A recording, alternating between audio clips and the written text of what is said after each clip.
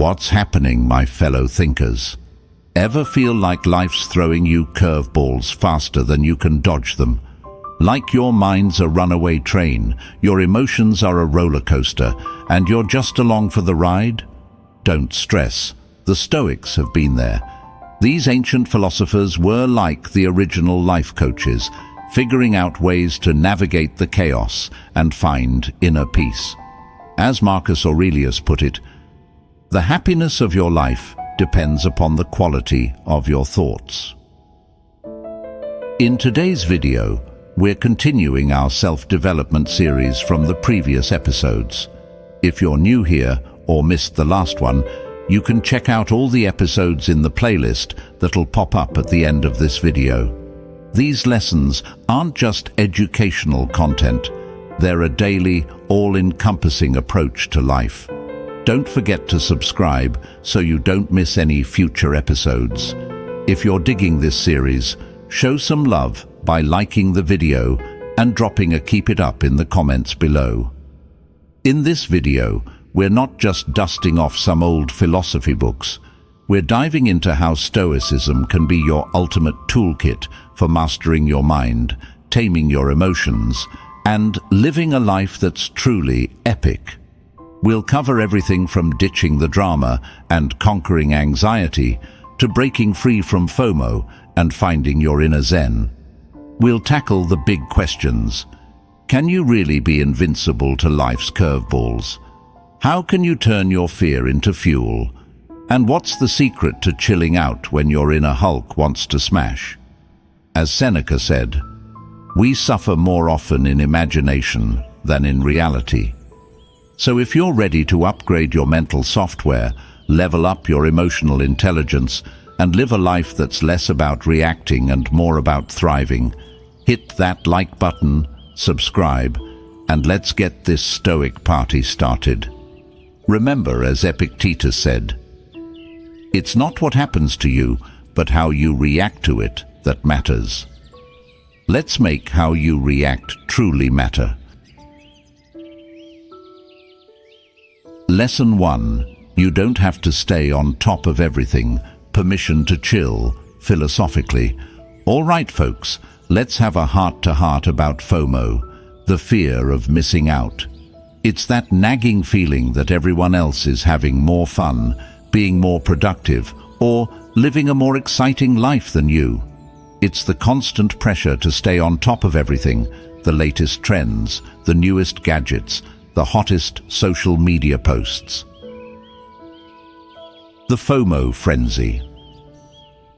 In today's world, we're bombarded with information and images that make it seem like everyone else is living their best life. We scroll through Instagram and see friends on exotic vacations, colleagues getting promotions, and influencers living the high life. It's easy to feel like we're falling behind, missing out, and not measuring up. But here's the thing, FOMO is a lie. It's a trap that keeps us chasing after external validation and comparing ourselves to others. It's a recipe for anxiety, stress, and burnout. The Stoic antidote. The ancient Stoics had a different perspective. They believed that true happiness comes from within, not from external circumstances. They emphasized the importance of focusing on what we can control, our thoughts, our actions, our values, and accepting what we can't control, other people's opinions, the news cycle, the latest trends. As the Stoic philosopher Marcus Aurelius put it, you have power over your mind, not outside events. Realize this, and you will find strength. So how do we break free from the FOMO frenzy and embrace a more peaceful, fulfilling life? 1. Redefine success. Success isn't about keeping up with the Joneses or having the most followers on Instagram. It's about living a life that's true to your values, pursuing your passions, and making a positive impact on the world. 2. Prioritize what matters. What are the most important things in your life? Your family, your friends, your health, your hobbies? Make a list of your priorities and focus your time and energy on those things. As the saying goes, don't major in minor things. 3. Set boundaries. Learn to say no to things that don't align with your values or goals. Don't feel obligated to attend every social event, answer every email, or keep up with every trend. It's okay to miss out on some things. 4. Practice mindfulness. Mindfulness is the practice of paying attention to the present moment without judgment. By cultivating mindfulness, you can become more aware of your thoughts and feelings, and you can learn to let go of the fear of missing out. 5. Cultivate gratitude. Take time each day to appreciate what you have, rather than focusing on what you lack. This can be as simple as writing down 3 things you're grateful for each morning or evening. Real-world examples. Let's explore how this concept is applied in daily life. The digital detoxer. Many people find that taking regular breaks from social media and technology can help them reduce stress, improve their mood, and reconnect with the real world. The slow living advocate. The slow living movement is all about slowing down, simplifying your life, and focusing on what truly matters. This might involve decluttering your home, spending more time in nature, or simply saying no to commitments that don't bring you joy. The mindful traveler. Mindful travel is about being present in the moment, savoring experiences, and connecting with the local culture. It's about slowing down and enjoying the journey, rather than rushing from one tourist attraction to the next. The bottom line. You don't have to stay on top of everything. In fact, trying to do so is a recipe for burnout and unhappiness. By redefining success, prioritizing what matters, setting boundaries, practicing mindfulness, and cultivating gratitude, you can break free from the FOMO frenzy and create a life that's more meaningful, fulfilling, and joyful. As the philosopher Seneca said, "It is not the man who has too little, but the man who craves more that is poor." Lesson 2. Philosophy as Medicine of the Soul, your DIY therapy session, minus the copay. All right, folks, let's talk about philosophy. No, we're not talking about dusty old books or abstract theories, although those can be cool too. We're talking about philosophy as a practical tool for living a better life, a kind of medicine for the soul. The soul's pharmacy. Think of philosophy as a pharmacy stocked with remedies for all sorts of mental ailments. Feeling anxious? Try a dose of Stoicism. Struggling with meaninglessness? Existentialism might be your prescription. Overwhelmed by desire? A little Epicureanism could be just what the doctor ordered. But how does philosophy actually work as medicine? 1. Diagnosis. Philosophy helps us diagnose the root causes of our suffering. Are we plagued by irrational fears? Are we chasing after fleeting pleasures? Are we caught up in the rat race of comparison and competition? By examining our thoughts and beliefs, we can identify the underlying causes of our unhappiness. 2. Treatment. Once we've diagnosed the problem, philosophy offers a variety of tools and techniques for healing. This might involve challenging our assumptions, reframing our perspectives, practicing mindfulness, or cultivating virtues like courage, compassion, and wisdom. 3. Prevention. Philosophy isn't just about treating existing problems. It's also about preventing future ones. By developing a philosophical mindset, we can build resilience, cultivate inner peace, and create a life that's more meaningful and fulfilling. Real-world examples. Let's explore how this concept is applied in daily life. The anxious overachiever. Sarah, a high-powered executive, was constantly stressed out and anxious. She turned to Stoicism for help.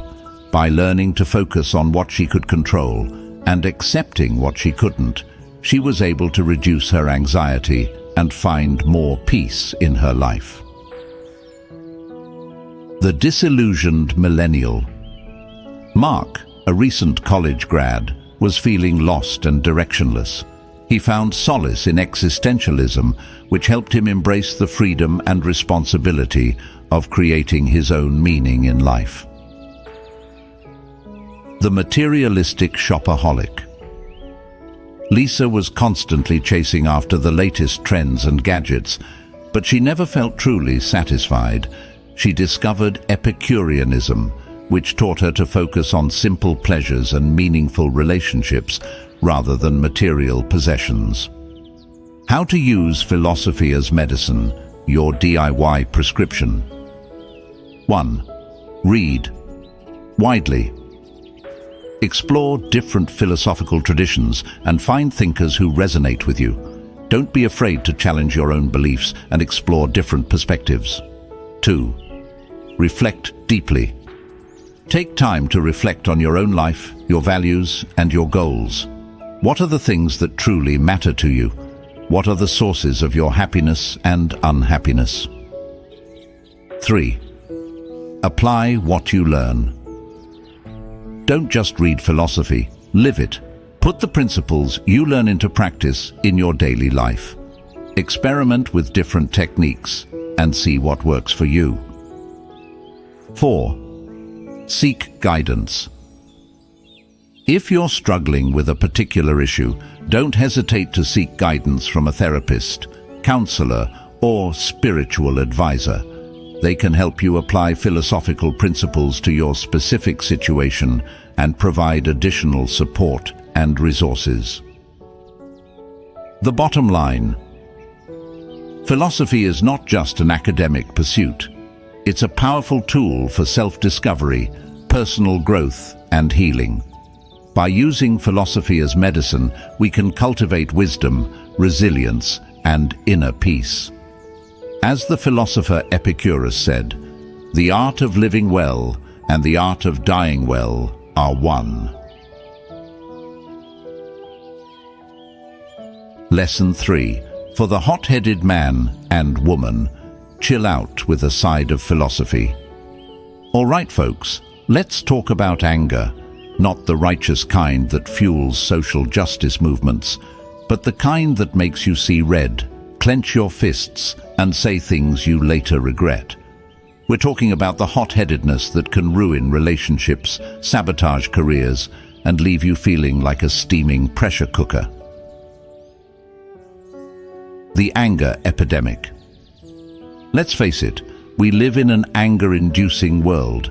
Road rage, political polarization, social media trolls. It's enough to make even the Dalai Lama lose his cool. But here's the thing, anger isn't just an emotion, it's a habit. And like any habit, it can be broken. The ancient wisdom. The ancient philosophers understood the destructive power of anger. They saw it as a form of temporary madness, a poison that could corrode our relationships, our health, and our happiness. As Seneca, the Stoic philosopher, put it, anger, an acid that can do more harm to the vessel in which it is stored than to anything on which it is poured. So, how do we tame the beast within and cultivate a more peaceful, even-tempered disposition? 1. Recognize the triggers. What sets you off? Is it traffic jams, rude comments, or feeling like you're not being heard? Once you identify your triggers, you can start to anticipate them and develop strategies for dealing with them. 2. Pause and breathe. When you feel anger rising, take a moment to pause and breathe deeply. This will help you calm your nervous system and create some distance between you and your emotions. As the saying goes, don't react, respond. 3. Reframe your perspective. Anger often stems from a distorted view of reality. We exaggerate the importance of events, personalize other people's actions, and catastrophize the consequences. By reframing our perspective, we can see things in a more balanced and rational light. As the Stoic philosopher Marcus Aurelius put it, our life is what our thoughts make it. 4. Practice empathy. Try to see things from the other person's perspective. What might they be going through? What might have led them to act the way they did? By cultivating empathy, we can reduce our anger and increase our understanding. 5. Find healthy outlets. Anger doesn't just disappear. It needs to be expressed in a healthy way. This might involve talking to a friend, journaling, exercising, or engaging in a creative activity. Real-world examples. Let's explore how this concept is applied in daily life. The road rage warrior. Instead of yelling at the driver who cut you off, take a deep breath and remind yourself that they're probably just having a bad day. The keyboard warrior. Before you fire off that angry tweet or comment, take a moment to consider whether it's really worth it. Will it actually change anything, or will it just add more negativity to the world? The frustrated parent. When your kids are driving you crazy, instead of yelling at them, take a break, go for a walk, or do something that helps you de-stress. Then, come back and address the situation with a calmer mind. The bottom line: anger is a natural human emotion, but it doesn't have to control us.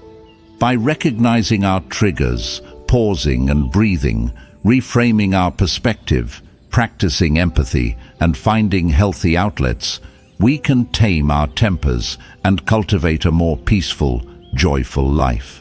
As the Dalai Lama said, if you want others to be happy, practice compassion. If you want to be happy, practice compassion. Lesson 4. A proper frame of mind, your mental toolkit for a smooth ride. All right, folks, let's talk about mindset. Not the positive vibes only kind of mindset, but the practical, no-nonsense kind that can help you navigate life's twists and turns with grace and resilience. We're talking about cultivating a mental framework that allows you to see challenges as opportunities, setbacks as lessons, and life as a grand adventure. The mind as a lens. Think of your mind as a pair of glasses. The lenses you wear determine how you see the world. If your lenses are scratched, dirty, or distorted, your vision will be blurry and unclear. But if your lenses are clean, clear, and well-adjusted, you'll see the world in all its vibrant detail. The same goes for your mindset.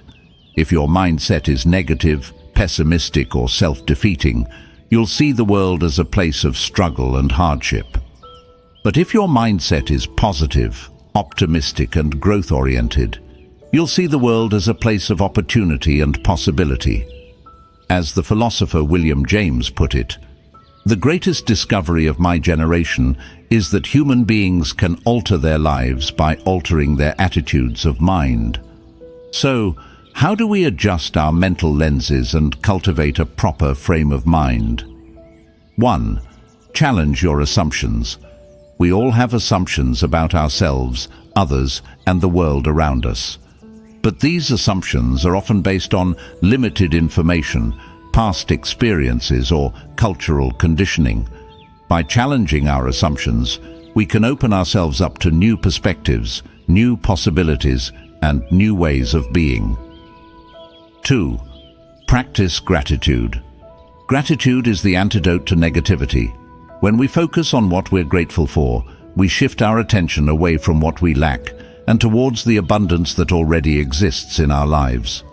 As the saying goes, what you focus on expands. 3. Embrace challenges. Challenges are not obstacles, they're opportunities for growth. When we embrace challenges, we learn new skills, build resilience, and expand our comfort zones. As the philosopher Nietzsche said, "That which does not kill us makes us stronger." 4. Cultivate optimism. Optimism is not about denying reality or pretending that everything is perfect. It's about choosing to focus on the positive, to see the silver lining in every cloud, and to believe in our ability to overcome adversity. As the psychologist Martin Seligman put it, optimism is a learned skill. 5. Practice self-compassion. We all make mistakes, experience setbacks, and have bad days. Instead of beating ourselves up, we need to practice self-compassion. This means treating ourselves with the same kindness and understanding that we would offer to a friend. Real-world examples. Let's explore how this concept is applied in daily life. The laid-off optimist. Instead of wallowing in self-pity, the laid-off optimist sees this as an opportunity to explore new career paths, learn new skills, and reinvent themselves. The resilient entrepreneur. When faced with setbacks and failures, the resilient entrepreneur doesn't give up. They learn from their mistakes, adapt their strategies, and keep moving forward. The grateful cancer survivor. The grateful cancer survivor doesn't focus on the pain and suffering they've endured. They focus on the love and support they've received, the lessons they've learned, and the opportunity to live each day to the fullest. The bottom line. A proper frame of mind is not something you're born with. It's something you cultivate through practice, intentionality, and a willingness to challenge your own thinking. By adjusting your mental lenses, you can transform your perception of the world and create a life that's more joyful, fulfilling, and resilient. As the philosopher Epictetus said, "It's not what happens to you, but how you react to it that matters." Lesson 5. The source of your anxiety, a deep dive into your worry-wart brain. All right, folks, let's talk about anxiety.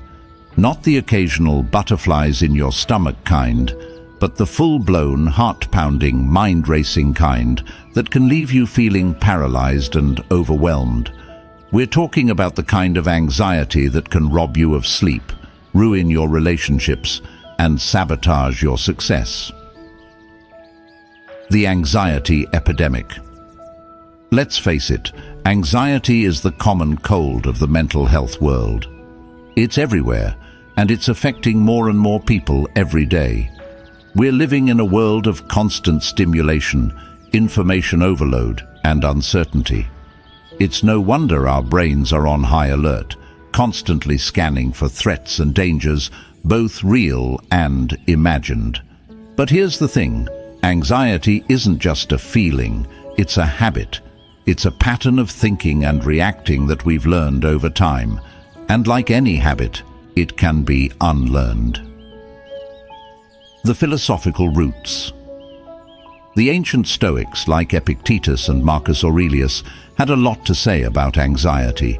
They believed that it stems from our attachment to things we can't control, the future, other people's opinions, external events. As Epictetus put it, people are not disturbed by things, but by the views they take of them. In other words, it's not the events themselves that cause anxiety, but our interpretation of those events. So, how do we get to the root of our anxiety and find a way to calm the storm within? 1. Identify your fears. What are you really afraid of? Are you worried about failing, being rejected, or not being good enough? Once you identify your fears, you can start to challenge them and develop strategies for dealing with them. 2. Challenge your thoughts. Our thoughts are not facts, they're just interpretations of reality. When you're feeling anxious, pay attention to your thoughts.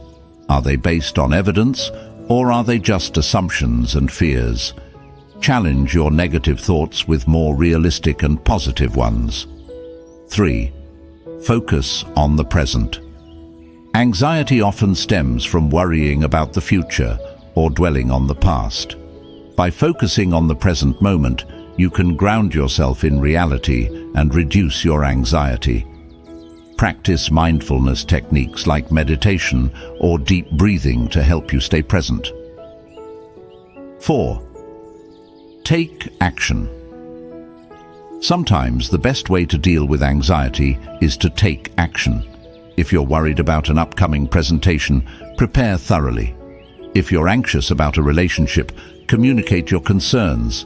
Taking action can help you feel more in control and reduce your anxiety. Real-world examples. Let's explore how this concept is applied in daily life.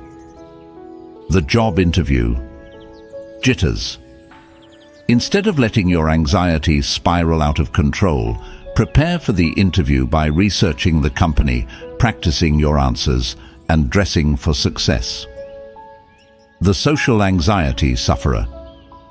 If social situations trigger your anxiety, start small.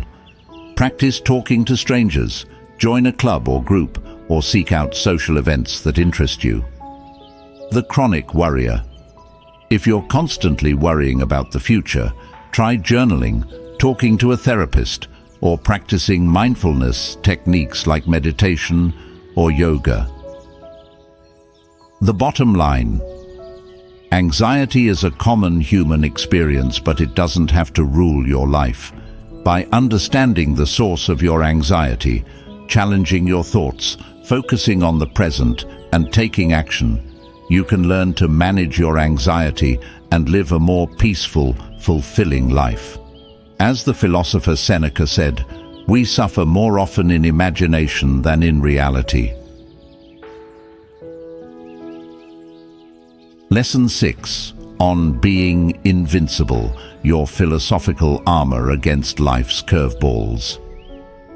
All right, folks, let's talk about being invincible. No, we're not talking about superhero powers or becoming immune to physical harm. We're talking about cultivating a mental and emotional resilience that allows you to weather life's storms with grace, courage, and unwavering strength. The illusion of invulnerability. We all want to believe that we're invincible, that nothing bad can ever happen to us. But the truth is, life is unpredictable. We face setbacks, disappointments, and even tragedies. And if we're not careful, these events can shatter our sense of self and leave us feeling broken and defeated.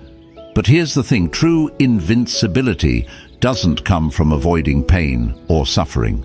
It comes from facing it head-on, learning from it, and growing stronger as a result. The Stoic shield. The ancient Stoics, like Marcus Aurelius and Seneca, understood this concept well. They believed that true strength comes from within, from our ability to control our thoughts, emotions, and actions, even in the face of adversity. As Marcus Aurelius put it, you have power over your mind, not outside events. Realize this, and you will find strength. So how do we cultivate this Stoic shield of invincibility? 1. Embrace adversity. Challenges are not obstacles, they're opportunities for growth. When we embrace adversity, we learn new skills, build resilience, and discover our hidden strengths. As the saying goes, what doesn't kill you makes you stronger. 2. Focus on what you can control. We can't control everything that happens to us, but we can control how we respond. We can choose our attitude, our thoughts, and our actions. By focusing on what we can control, we empower ourselves and reduce our sense of helplessness. 3. Practice amor fati. Amor fati is a Latin phrase that means love of fate. It's the idea of accepting everything that happens to us, both good and bad, as part of our life's journey. By embracing amor fati, we can find meaning and purpose even in the most difficult circumstances. 4. Cultivate virtue. The Stoics believed that virtue is the key to a good life. By practicing virtues like courage, wisdom, justice, and temperance, we can develop a strong moral compass and live a life of integrity and purpose. 5. Find your inner strength. We all have inner strength, even if we don't always realize it. By tapping into our inner resources, we can overcome challenges, achieve our goals, and live a life that's truly invincible. Real-world examples. Let's explore how this concept is applied in daily life. The resilient athlete. After a devastating injury, the resilient athlete doesn't give up on their dreams. They rehab diligently, adapt their training, and come back stronger than ever. The courageous activist. The courageous activist faces opposition, threats, and even violence, but they refuse to be silenced. They stand up for what they believe in, even when it's difficult or unpopular. The survivor. The survivor of trauma or abuse doesn't let their past define them. They seek help, heal their wounds, and use their experiences to help others. The bottom line: being invincible is not about being immune to pain or suffering. It's about developing a mental and emotional resilience that allows you to face life's challenges with courage, grace, and unwavering strength. As the philosopher Nietzsche said, "He who has a why to live can bear almost any how." So, find your why, embrace your challenges, and become the invincible hero of your own story. Lesson 7. Steady your impulses, your inner zen, master's guide to chill. All right, folks, let's talk about impulses. No, not the buy now button on Amazon or the urge to binge watch your favorite show.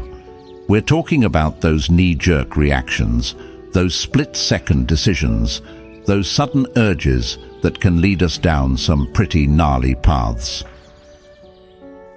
The impulse roller coaster. We live in a world that's designed to trigger our impulses. Ads bombard us with promises of instant gratification. Social media feeds tempt us with endless distractions, and our phones buzz with notifications that demand our immediate attention. It's like being on a roller coaster of constant stimulation, with our impulses in the driver's seat. But here's the thing: impulses are often irrational, short-sighted, and driven by emotions rather than logic. They can lead us to make choices we later regret, damage our relationships, and sabotage our goals. The philosophical brake pedal. The ancient philosophers, like Socrates and Aristotle, understood the importance of self-control and moderation. They believed that our impulses, if left unchecked, could lead us astray from the path of virtue and happiness. As Socrates put it, the unexamined life is not worth living, but we could also say, the unexamined impulse is not worth following. So how do we pump the brakes on our impulses and cultivate a more mindful, intentional way of being? 1. Pause and reflect. When you feel an impulse arising, don't just act on it. Take a moment to pause, breathe, and reflect. Ask yourself, is this really what I want? What are the potential consequences of this action? Is there a better way to respond? 2. Identify the underlying need. Often, our impulses are driven by underlying needs: the need for connection, the need for validation, the need for pleasure. By identifying the need behind the impulse, we can find healthier and more sustainable ways to meet it. 3. Practice delayed gratification. The ability to delay gratification is a key component of self-control. Instead of giving in to every impulse, practice waiting, saving, and working towards your goals. As the saying goes, good things come to those who wait. 4. Cultivate mindfulness. Mindfulness is the practice of paying attention to the present moment without judgment. By cultivating mindfulness, you can become more aware of your impulses and choose how to respond to them. 5. Build healthy habits. Replace impulsive behaviors with healthier habits. If you tend to impulse shop, create a budget and stick to it. If you're prone to emotional outbursts, practice relaxation techniques like yoga or meditation. Real-world examples. Let's explore how this concept is applied in daily life. The hangry shopper. Instead of grabbing that candy bar at the checkout counter, pause and ask yourself if you're really hungry or just bored. If you're hungry, choose a healthier snack. If you're bored, find a more productive way to pass the time. The reactive texter. Before you send that angry text, take a deep breath and count to 10. Then, reread the message and consider whether it's really necessary or helpful. The impatient driver. When you're stuck in traffic, instead of honking and cursing, put on some calming music or listen to a podcast. Remind yourself that getting angry won't make the traffic move any faster. The bottom line. Our impulses are a natural part of being human, but they don't have to control us. By pausing and reflecting, identifying our underlying needs, practicing delayed gratification, cultivating mindfulness, and building healthy habits, we can learn to steady our impulses and make more intentional choices. As the philosopher Aristotle said, we are what we repeatedly do. Excellence, then, is not an act, but a habit. Lesson 8. Don't seek out strife. Your drama detox with a philosophical twist. All right, folks, let's talk about drama. No, we're not talking about the latest reality TV show or celebrity gossip. We're talking about the unnecessary conflict, the petty arguments, the pointless bickering that can drain our energy, sour our relationships, and leave us feeling like we've been run over by a truck. The drama magnet. Let's face it, some people are drama magnets. They thrive on conflict, they stir up trouble, and they seem to attract chaos wherever they go.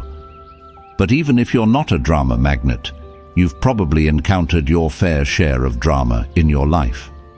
It might be a co-worker who loves to gossip, a friend who always has a crisis, or a family member who thrives on conflict. Whatever the source, drama can be toxic, draining, and downright exhausting. The philosophical chill pill.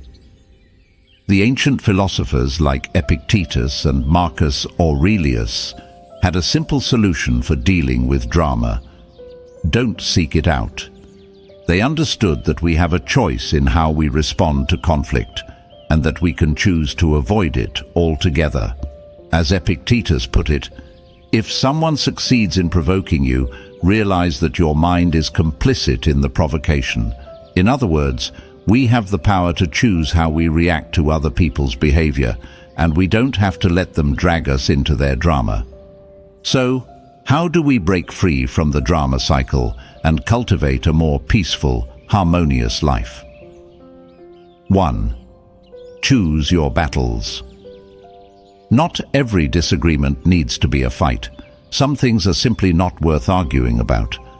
Ask yourself, is this really important? Will this matter in a week, a month, a year? If the answer is no, let it go. 2. Set boundaries. Don't let drama queens and energy vampires suck you into their vortex of negativity.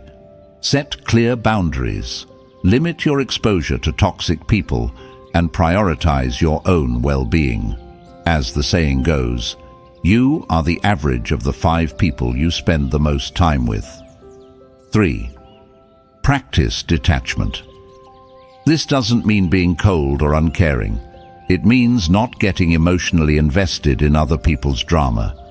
Remember, you can't control their behavior, but you can control your reaction to it. 4. Focus on the positive. Instead of dwelling on negativity and conflict, focus on the positive aspects of your life. Spend time with people who lift you up, engage in activities that bring you joy, and cultivate gratitude for the good things in your life. 5. Seek resolution, not revenge. If conflict is unavoidable, seek resolution, not revenge. Communicate your needs clearly and respectfully. Listen to the other person's perspective and try to find a solution that works for everyone. Real-world examples. Let's explore how this concept is applied in daily life. The office gossip. Instead of engaging in gossip, change the subject or excuse yourself from the conversation. The drama queen friend.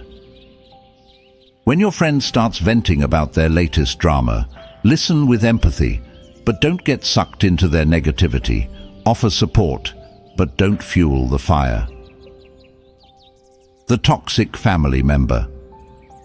If you have a family member who constantly creates drama, limit your interactions with them, set boundaries, and prioritize your own mental health. The bottom line, life is too short to waste on drama. By choosing your battles, setting boundaries, practicing detachment, focusing on the positive, and seeking resolution, you can create a more peaceful, harmonious life. As the philosopher Marcus Aurelius put it, the happiness of your life depends upon the quality of your thoughts.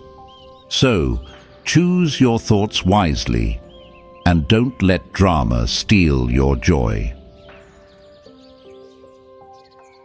Lesson 9. Fear is a self-fulfilling prophecy. Don't let your brain be a jerk.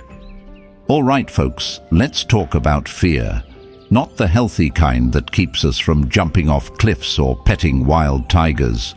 We're talking about the irrational, paralyzing kind that keeps us stuck in our comfort zones, second-guessing our decisions, and living a life that's smaller than we deserve. The fear monster. Fear is a sneaky little bugger. It whispers doubts in our ears, paints worst-case scenarios in our minds, and convinces us that we're not good enough, smart enough, or brave enough to pursue our dreams. But here's the thing. Fear is often a liar. It's a master manipulator, distorting reality and creating illusions that hold us back. As the philosopher Seneca put it, we suffer more often in imagination than in reality. The self-fulfilling prophecy. Fear is not only a liar, it's also a self-fulfilling prophecy.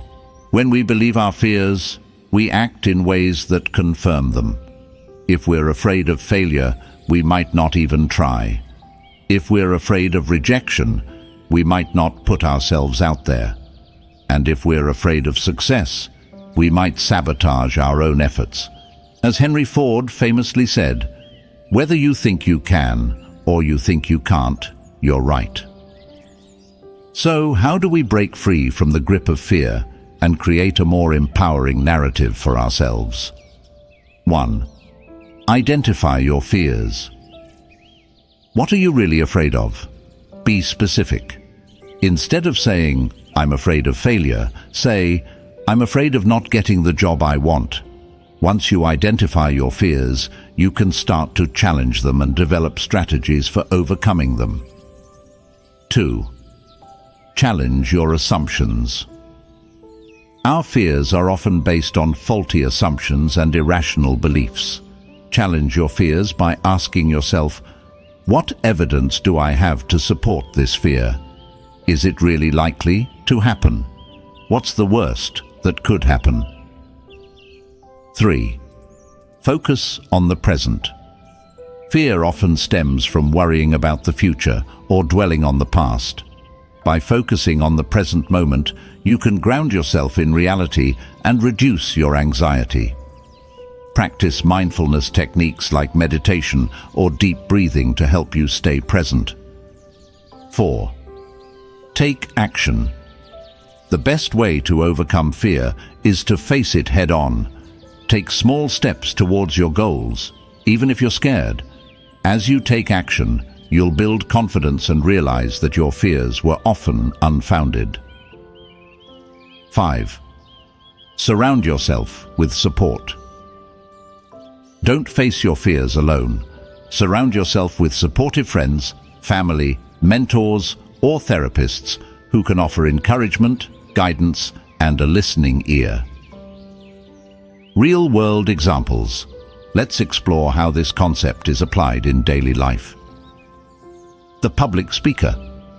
Afraid of public speaking? Start by practicing in front of a small group of friends or family. Gradually work your way up to larger audiences. The job seeker. Afraid of rejection? Apply for multiple jobs, even if you don't think you're qualified. The more you put yourself out there, the more likely you are to find the right opportunity. The entrepreneur. Afraid of failure? Start small, test your ideas, and learn from your mistakes. Remember, every successful entrepreneur has faced setbacks and failures along the way. The bottom line. Fear is a natural human emotion, but it doesn't have to control us. By identifying our fears, challenging our assumptions, focusing on the present, taking action, and surrounding ourselves with support, we can break free from the self-fulfilling prophecy of fear and create a life that's bold, adventurous, and fulfilling. As the philosopher Nelson Mandela said, "The brave man is not he who does not feel afraid, but he who conquers that fear." Lesson 10. Did that make you feel better? A reality check for your emotional outbursts. All right, folks, let's have a real talk about those moments when we lose our cool. You know, those times when we fly off the handle, throw a tantrum, or say something we later regret. We're talking about those emotional outbursts that leave us feeling drained, embarrassed, and wondering, what the heck was that all about? The emotional roller coaster. We're all human, and we all experience a wide range of emotions: joy, sadness, anger, fear, excitement, and everything in between. But sometimes our emotions get the best of us. We react impulsively, lash out at others, or wallow in self-pity. As the philosopher Aristotle put it, anyone can become angry. That is easy. But to be angry with the right person, and to the right degree, and at the right time, and for the right purpose and in the right way, that is not within everyone's power, and is not easy. So, how do we get a handle on our emotions and avoid those embarrassing meltdowns? 1. The pause button. When you feel an emotional outburst brewing, hit the pause button. Take a deep breath, step back from the situation, and give yourself a moment to cool down. This will help you avoid saying or doing something you'll later regret. 2. The reality check. Ask yourself, is this reaction helping the situation? Is it making me feel better? Is it aligned with my values and goals? Chances are the answer is no. Emotional outbursts rarely solve problems. They usually just make things worse. 3. The reframe. Instead of reacting emotionally, try to reframe the situation. Look for the humor, the irony, or the silver lining. As the saying goes, life is 10% what happens to you and 90% how you react to it. 4.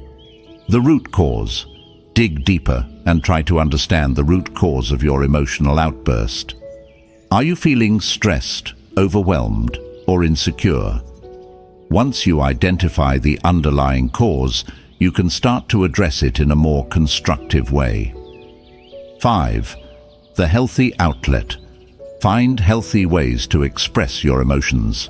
This might involve talking to a friend, journaling, exercising, or engaging in a creative activity. Real-world examples. Let's explore how this concept is applied in daily life. The road rage incident. Instead of yelling at the driver who cut you off, take a deep breath and remind yourself that it's not worth getting worked up over. Put on some calming music and focus on getting to your destination safely. The office meltdown. If you're feeling overwhelmed at work, take a break, step outside for some fresh air, or talk to a trusted colleague. Don't let your emotions dictate your actions. The family feud. Instead of engaging in a heated argument with your family member, take a step back and try to understand their perspective. Look for common ground and try to find a solution that works for everyone. The bottom line, emotional outbursts are a natural part of being human, but they don't have to control us. By hitting the pause button, checking in with reality, reframing our perspective, addressing the root cause and finding healthy outlets, we can learn to manage our emotions and respond to challenging situations with grace and composure. As the philosopher Seneca said, the greatest remedy for anger is delay. All right, my fellow Stoics, that's a wrap on another episode of our self-improvement series. We've covered a lot of ground today, from conquering FOMO and taming anger to finding your inner zen and embracing your inner invincibility. Remember, this is a journey, not a destination. It takes time, practice, and a whole lot of self-compassion. But trust me, the rewards are worth it. When you start applying these Stoic principles to your life, you'll notice a shift. You'll feel calmer, more centered, and more in control. You'll start to see challenges as opportunities, setbacks as lessons, and life as a grand adventure. So, keep practicing, keep learning, and keep growing. And don't forget to like this video, subscribe to my channel, and hit that notification bell so you never miss an episode. Until next time, stay stoic, my friends.